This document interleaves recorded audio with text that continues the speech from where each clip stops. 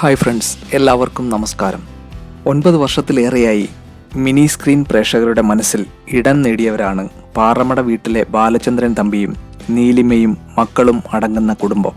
ഇങ്ങനെ ഒരു കുടുംബം ശരിക്കും ജീവിച്ചിരിക്കുന്നു എന്ന് തോന്നുന്നത്ര സ്വാഭാവികതയോടെ ആ പരമ്പര മുന്നോട്ടു പോകുന്നതിന് പിന്നിൽ വലിയൊരു കൂട്ടായ്മ തന്നെയുണ്ട്.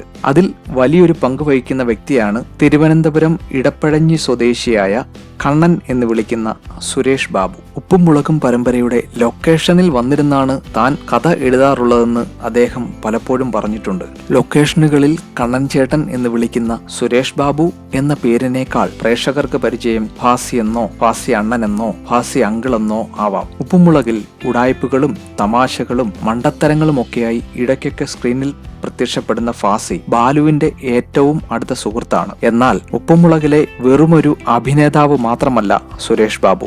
3 സീസണുകളിലായി 1000-2000 എപ്പിസോഡുകൾക്ക് ഏറെ പിന്നിട്ട് ജൈത്രയാത്ര തുടരുന്ന ഉപ്പുമുളകിന്റെ 1000-ലേറെ എപ്പിസോഡുകളുടെ തിരക്കഥ ഒരുക്കിയത് ഈ തിരുവനന്തപുരത്തുകാരനാണ്. ഉപ്പും മുളകിലെ വിശേഷങ്ങളും തന്റെ അഭിനയ എഴുത്ത് ജീവിതത്തിലെ നാൾ വഴികളെക്കുറിച്ചുമെല്ലാം സുരേഷ് ബാബു പറയുന്നത് ഇങ്ങനെയാണ്. എഴുത്താണ് തന്റെ വഴിയെന്ന് തിരിച്ചറിഞ്ഞത് വളരെ യാദൃച്ഛികമായിട്ടായിരുന്നു എന്ന് സുരേഷ് ബാബു പറയുന്നു. 30 വയസ്സിന് ശേഷമാണ് എഴുത്തിലേക്കും അഭിനയത്തിലേക്കും ഒക്കെ വരുന്നത്.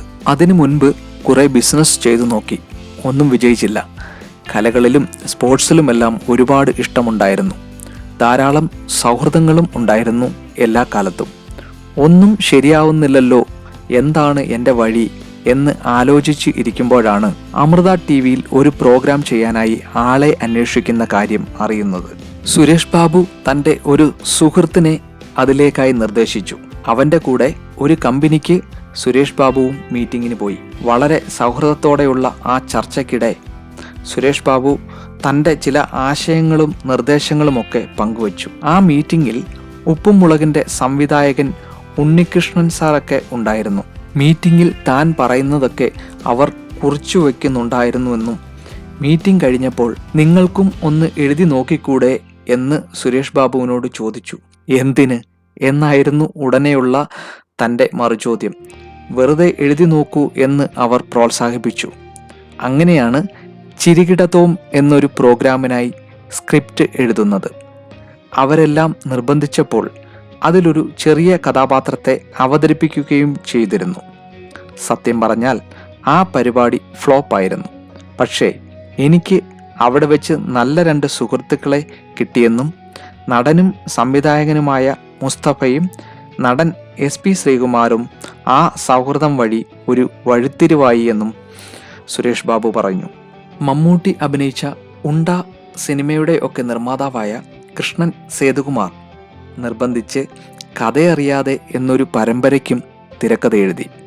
കഥയറിയാതെ കണ്ടാണ് ബൈജു ദേവരാജ് സൂര്യയിൽ സരയു എന്ന സീരിയലിൻ്റെ തിരക്കഥ എഴുതാൻ വിളിക്കുന്നത്. അത് ഏകദേശം 400 എപ്പിസോഡുകളോളം എഴുതി. സരയുവും പ്രേക്ഷക ശ്രദ്ധ നേടിയിരുന്നു. അപ്പോഴേക്കും താനും മുസ്തഫയും ശ്രീകുമാറുമൊക്കെയായുള്ള ബന്ധം ഏറെ സ്ട്രോങ് ആയിരുന്നുവെന്നും അവർ സുരേഷ് ബാബുവിനെ മറിമായത്തിലേക്ക് വിളിച്ചു. അതിലും സുരേഷ് ബാബു കുറച്ചുനാൾ അഭിനയിച്ചു. പിന്നീട് മുസ്തഫയും സുരേഷ് ബാബുവും ഉണ്ണികൃഷ്ണൻ സാറും വിജു സോപാനവും ചേർന്ന് അമൃതയിൽ ബാക്ക് ബെഞ്ചേഴ്സ് എന്നൊരു പരമ്പര ചെയ്തു. അതും നന്നായി വന്നു. ബിജു അതിലും മികച്ച പ്രകടനമാണ് കാഴ്ചവെച്ചത്. ആ പരമ്പര വിജയമായതാണ് ഉപ്പും മുളകും തുടങ്ങാൻ പ്രചോദനമായത്. ഉപ്പും മുളകും പിറന്ന കഥയെക്കുറിച്ച് സുരേഷ് ബാബു വാചാലനായി. താൻ ആദ്യം ഉപ്പും മുളകിൽ അഭിനയിക്കാൻ ആണ് ചെന്നതെന്നും പിന്നീടാണ് തിരക്കഥ എഴുതി തുടങ്ങിയത്. ബന്ധങ്ങളുടെ വേരുകൾ തേടിപ്പോകുന്നതിൻ്റെ ഒരു സൗന്ദര്യമുണ്ടല്ലോ. പടവലം വീട്, നെയ്യാറ്റിങ്കര വീട് എന്നതൊക്കെ അങ്ങനെ വികസിപ്പിച്ചെടുത്തതാണ്. മാൽഗുഡി ഡേയ്സ് പോലുള്ള വലിയ സീരീസ് കണ്ട കാലത്തു തന്നെ അത്തരത്തിലുള്ള കഥകളെക്കുറിച്ചൊക്കെ ഓർത്തിട്ടുണ്ട്. പലയിടത്തും ആ ആശയം അവതരിപ്പിച്ചിരുന്നുവെങ്കിലും നടന്നില്ല. ഫ്ലവേഴ്സ് തന്നൊരു സ്വാതന്ത്ര്യം എടുത്തു പറയാതെ വയ്യ. 50 എപ്പിസോഡ് മുതൽ നിഷചേച്ചിയും ബാലുവും ഞാനുമൊക്കെ സ്വന്തം ഇഷ്ടത്തിന് എന്നെ പോലെ അങ്ങ് കളിച്ചു കയറുകയായിരുന്നു. അത് ഹിറ്റായതോടുകൂടെ പിന്നെ തിരിഞ്ഞു നോക്കേണ്ടി വന്നിട്ടില്ല. താനൊരു ഈശ്വര വിശ്വാസിയാണെന്നും അതുകൊണ്ട് തന്നെ ഈ വിജയത്തിൽ ദൈവത്തിൻ്റെ ഒരു കയ്യൊപ്പ് ഉണ്ടെന്നും വിശ്വസിക്കുന്നു. ചിലയിടങ്ങളിലൊക്കെ പോകുമ്പോൾ പ്രേക്ഷകരുടെ പ്രതികരണം കണ്ട് ഇത്രയൊക്കെ ആഘോഷിക്കാനുണ്ടോ എന്ന് അൻപരപ്പ് ഉളവാക്കിയിട്ടുണ്ടെന്നും പറഞ്ഞു. ചില ബന്ധുവീടുകളിലൊക്കെ പോകുമ്പോൾ അവിടെയുള്ള കുട്ടികളൊക്കെ പറയും, ദേ ഫാസിയണ്ണൻ വരുന്നു, ഫാസിയങ്കിൾ വരുന്നു എന്ന്. ഞാൻ ചോദിക്കും, എന്ത് വാടേ, എൻ്റെ പേരും നിങ്ങൾ മാറ്റിയോ എന്ന്. പക്ഷേ അതൊക്കെ വലിയ സന്തോഷമാണ്. ബിജുവും സുരേഷ് ബാബുവും തമ്മിൽ നല്ല ആത്മബന്ധമുണ്ടെന്നും അത് തങ്ങൾക്ക് ഗുണകരമായിട്ടുണ്ട് എന്നും ആ ടീമിലേക്ക് നിഷചേച്ചി വന്നു. ആദ്യം മുതൽ ഡയലോഗൊക്കെ മുഴുവൻ എഴുതി തന്നെയാണ് ഷൂട്ട് മുന്നോട്ട് പോകുന്നത്. എന്നാലും അതിലേക്ക് അവരുടെയൊക്കെ കുട്ടികളുടെയും എല്ലാം ഭാഗത്തു നിന്നുള്ള ചില കൊടുക്കൽ വാങ്ങലുകൾ ഉണ്ട്. അതുകൂടി ചേരുന്നതാണ് പരമ്പരയുടെ വിജയം. ഉപ്പും മുളകിനെ കുറിച്ച് പറയുമ്പോൾ ബാലു എന്ന കഥാപാത്രത്തെക്കുറിച്ച് പറയാതെ വയ്യ. ഉപ്പും മുളകും എന്ന സീരിയലിൻ്റെ വിജയത്തെ വിലയിരുത്തുമ്പോൾ തനിക്ക് തോന്നുന്ന ചില കാര്യങ്ങളുണ്ടെന്ന് സുരേഷ് ബാബു പറഞ്ഞു. ബാലു എന്ന കഥാപാത്രം ഒരുപാട് മലയാളി പുരുഷന്മാരെ പ്രതിനിധീകരിക്കുന്നുണ്ട്. അയാൾ പാവപ്പെട്ടവനാണ്, അതേസമയം പണക്കാരനാണ്. അത്താഴത്തിനില്ല, ആധാരത്തിലുണ്ട് എന്ന് പറയുന്നതാവും അയാളുടെ കാര്യത്തിൽ ശരി. ആ കഥാപാത്രത്തിന് ധാരാളം ഭൂസ്വത്തുണ്ട്. ബാലു കുഴുമടിയനാണ് പലപ്പോഴും. എന്നാൽ മക്കൾക്ക് വേണ്ടി അയാൾ പാറ ഉടയ്ക്കാൻ വരെ പോകും. മദ്യപാനിയാണോ എന്ന് ചോദിച്ചാൽ അയാൾക്ക് സത്യത്തിൽ അതിൻ്റെ രുചി പോലും ഇഷ്ടമല്ല. പക്ഷേ ആളുകൾക്ക് മുന്നിൽ ഷോ കാണിക്കാൻ കുടിക്കും. വലിയ ദേഷ്യക്കാരനാണ്, പക്ഷേ ഒരുപാട് സ്നേഹമുള്ള മനുഷ്യനാണ്. ഈ ദ്വന്ദ്വ സ്വഭാവങ്ങൾ വച്ചിട്ടാണ് മൊത്തത്തിലുള്ള കളി. അപ്പോൾ കാണുന്നവർക്കും തോന്നും ഇയാൾ ഞാനല്ലേ എന്ന്. അവർക്ക് കഥാപാത്രമായി താതാമ്യം പ്രാപിക്കാൻ കഴിയും. സുരേഷ് ബാബു പറയുന്നു, അദ്ദേഹം നേരിൽ പരിചയപ്പെട്ട ഒരുപാട് പുരുഷന്മാർ അദ്ദേഹത്തോട് പറഞ്ഞിട്ടുണ്ട്, സമൂഹത്തിന് മുന്നിൽ വിജയായി നിൽക്കുമ്പോഴും എന്തോ ഒരു ശൂന്യത അനുഭവപ്പെടാറുണ്ട്.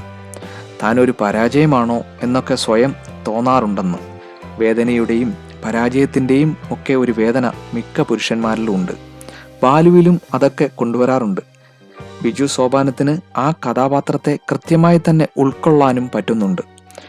കട്ടയ്ക്ക് നിൽക്കുന്ന പെർഫോമൻസ് കാഴ്ചവെച്ച് നിഷചേച്ചിയും എതിർവശത്ത് നിൽക്കുമ്പോൾ ആ കാഴ്ചയ്ക്കും ഒരു ഭംഗിയുണ്ട്. 750 മേളിലോളം എപ്പിസോഡുകൾ സുരേഷ് ബാബു തന്നെയാണ് എഴുതിയത്. ഇടയ്ക്ക് ബ്രേക്ക് എടുക്കും, പിന്നെയും ജോയിൻ ചെയ്യും. പ്രിൻസി എന്നൊരാൾ കൂടെ സുരേഷ് ബാബുവിനോടൊപ്പമുണ്ട്. അവർ രണ്ടുപേരും മാറി മാറിയാണ് എഴുതുന്നത്. അതിലെ കുട്ടികളെല്ലാം തൻ്റെ കൺമുൻപിൽ വളർന്ന പ്രിയപ്പെട്ട കുഞ്ഞുങ്ങളാണെന്നും വീട്ടിലെ അംഗങ്ങളെ പോലെ തന്നെയാണ് അവരെല്ലാം എന്നും സുരേഷ് ബാബു പറയുന്നു. എല്ലാവരും സ്നേഹത്തോടെ കണ്ണൻ മാമ എന്നാണ് വിളിക്കുന്നത്. ആ കുട്ടികളെ കിട്ടിയത് ഭാഗ്യമായി കരുതുന്നു. എല്ലാം ഒന്നിച്ചു വരിക എന്ന് പറയുമല്ലോ, അതുപോലെ ഒരു നിയോഗമായിരുന്നു അത്.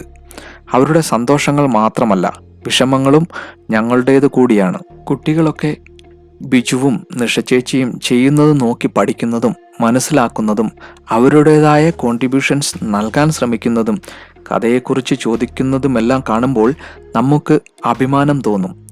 പ്രൊഫഷണലായി തന്നെ അവർ അഭിനയത്തെ സമീപിക്കുന്നുണ്ട്. ഈ പ്രായത്തിലും ഇടയ്ക്ക് അവർ തന്നെ കഥകളൊക്കെ കൊണ്ടുവരും. അവർ പറയുന്ന കഥാതന്തുക്കളും ഞങ്ങൾ എടുത്തിട്ടുണ്ട്. ഉപ്പും മുളകും പരമ്പരയിലെ പാറുക്കുട്ടി സൂപ്പർ സ്മാർട്ടാണ് കേട്ടോ. പലരും പറയും പാറുക്കുട്ടിയുടെ കല്യാണം കൂടി കഴിഞ്ഞേ നിർത്താവൂ എന്ന്. അത് കേൾക്കുമ്പോൾ സന്തോഷമാണ്. ഉപ്പും മുളകും നിർത്തരുതേ എന്ന് പ്രേക്ഷകർ ആഗ്രഹിക്കുന്നു എന്നറിയുമ്പോൾ. ഇപ്പോൾ ഡയലോഗുകളെല്ലാം എല്ലാവരും കൂടി പറഞ്ഞു കൊടുക്കും. അതിനനുസരിച്ച് നോക്കി ചെയ്യാൻ ശ്രമിക്കുന്നുണ്ട്. നവംബർ 2024 റിലീസായ മുറ എന്ന സിനിമ എഴുതിയതും നമ്മുടെ ഫാസിയണ്ണനാണ്. ഇനിയും ഒരുപാട് ഉയരങ്ങളിലേക്കെത്താൻ നമ്മുടെ ഫാസിയണ്ണനെ, സുരേഷ് ബാബു ചേട്ടനെ ദൈവം അനുഗ്രഹിക്കട്ടെ എന്ന് പറഞ്ഞുകൊണ്ട് ഈ വീഡിയോ ഇവിടെ അവസാനിപ്പിക്കുകയാണ്. നിങ്ങൾക്കെല്ലാവർക്കും ഉപ്പും മുളകും ഏറെ ഇഷ്ടമാണെന്നറിയാം. അതിലെ ഏത് കഥാപാത്രത്തെയാണ് നിങ്ങൾക്ക് ഏറ്റവും കൂടുതൽ ഇഷ്ടം എന്ന് കമൻറ്റ് ചെയ്യുക. Thank you. അതോടൊപ്പം തന്നെ നമ്മുടെ ഈ ചാനൽ സബ്സ്ക്രൈബ് ചെയ്യുക, ലൈക്കും ഷെയറും ചെയ്യുക. നന്ദി.